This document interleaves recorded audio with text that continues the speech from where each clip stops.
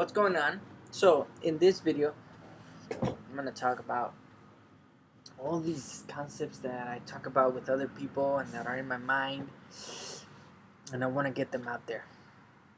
I don't want to forget these, so lots of them.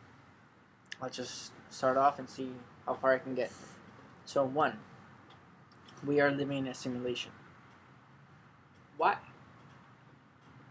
One, if you were the creator of something, wouldn't you want to make another version of it? Like when I build a website, I make a backup of it. That means there is an identical website that, in case something happens to the first one, I have another one, and vice versa.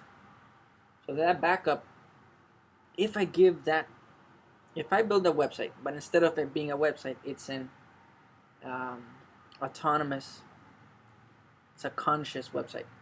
That means that we figure out how the brain works, how consciousness works, and we insert that code into the program, in this case a website, that thinks of itself as an individual with free will. We program that quality into it, right?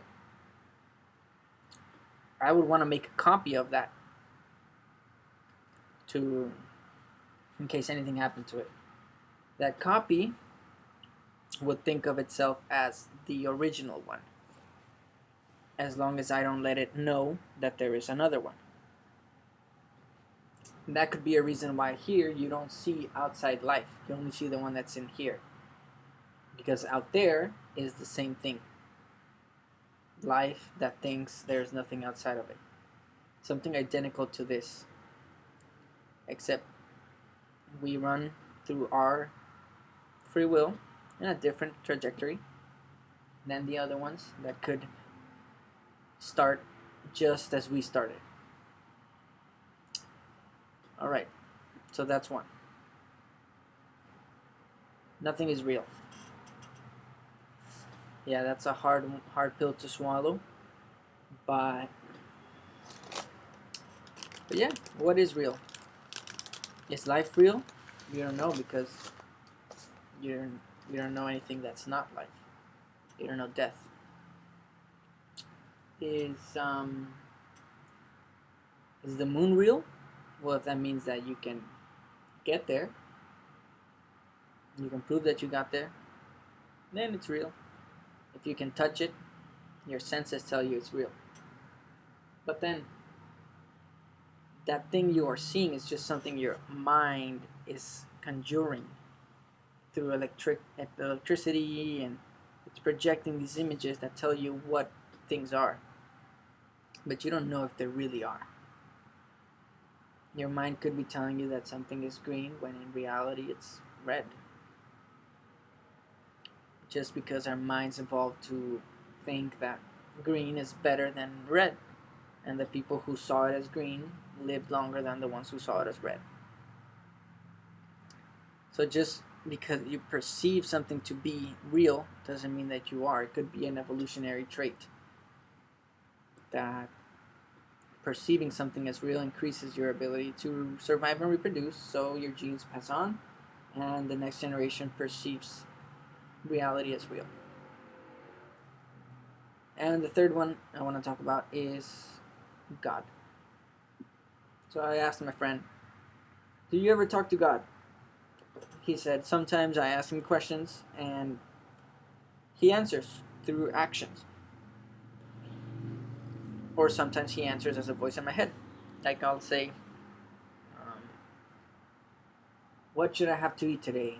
And God will answer, you should eat Kellogg's Fruit Loops. Right? That voice that is inside your head, is it God? Or it's just your own voice? Is there only one voice inside your head?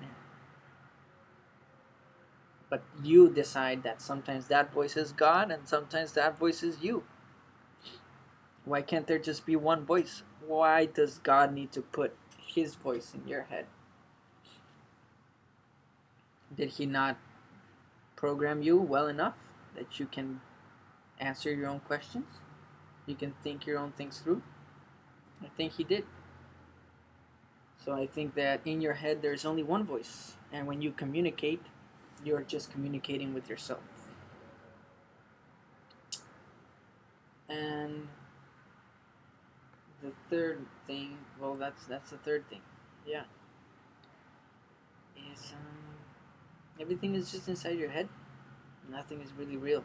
Everything you see, everything you taste, everything you feel, it's just an image that is being conjured in your brain. It's just chemicals and electricity.